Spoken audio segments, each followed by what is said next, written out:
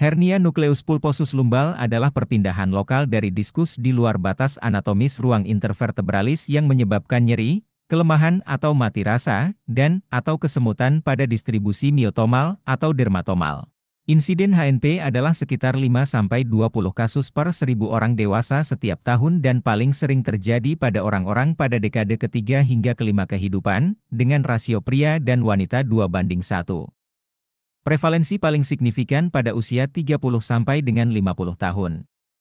Pasien yang berusia antara 25 sampai dengan 55 tahun memiliki kemungkinan sekitar 95% mengalami herniasi diskus pada L4, L5 atau L5S1.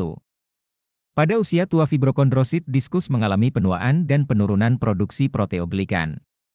Pengurangan proteoglikan ini menyebabkan dehidrasi dan kolaps diskus, meningkatkan ketegangan pada visura, anulus fibrosus mengakibatkan robekan dan akibatnya menimbulkan herniasi nukleus pulposus.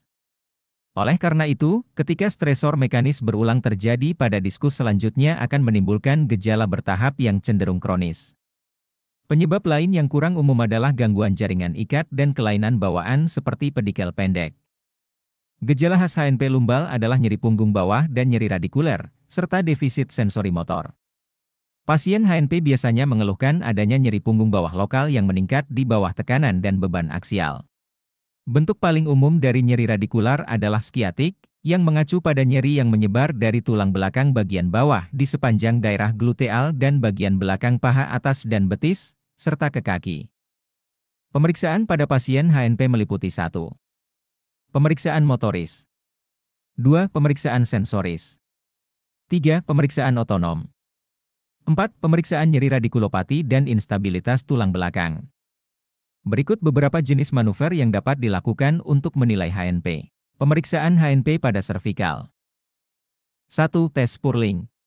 Pada pemeriksaan ini posisi leher diekstensikan dan kepala dirotasikan ke salah satu sisi, kemudian berikan tekanan ke bawah pada puncak kepala.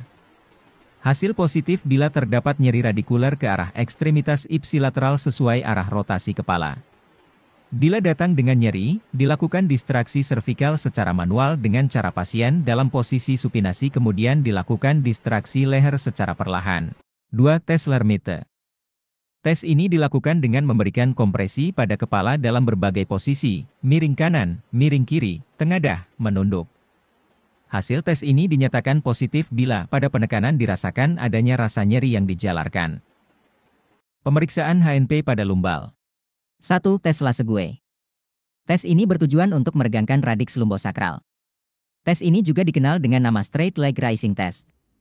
Pasien dalam posisi terlentang salah satu kaki diekstensikan pada sendi panggul oleh pemeriksa, sedangkan kaki yang lainnya tetap di atas tempat tidur. Salah satu tangan pemeriksa mengangkat kaki pada betis pasien sedangkan tangan lainnya menahan di atas paha pasien untuk mencegah fleksi pada lutut.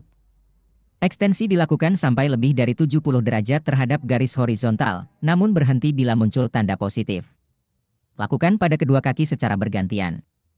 2. Modifikasi SLR. Tes modifikasi SLR ini memiliki hasil positif yang sama dengan tes Lasegue. Terdapat beberapa modifikasi tes SLR dengan tambahan gerakan sebagai berikut. Tanda Bragard, menambahkan gerakan dorsofleksi kaki.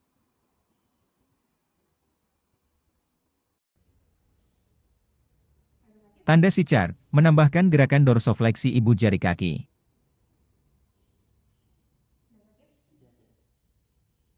Chronic knee elevation. Tes ini dilakukan dengan cara memposisikan pasien dalam posisi pronasi lalu pemeriksa mengangkat ekstremitas bawah kemudian menekuk lutut sampai maksimal, atau fleksi lutut 90 derajat kemudian mengangkatnya. Manuver ini dilakukan untuk meregangkan radiks lumbal atas. Hasil dikatakan positif apabila timbul nyeri pada punggung bawah atau nyeri radikular.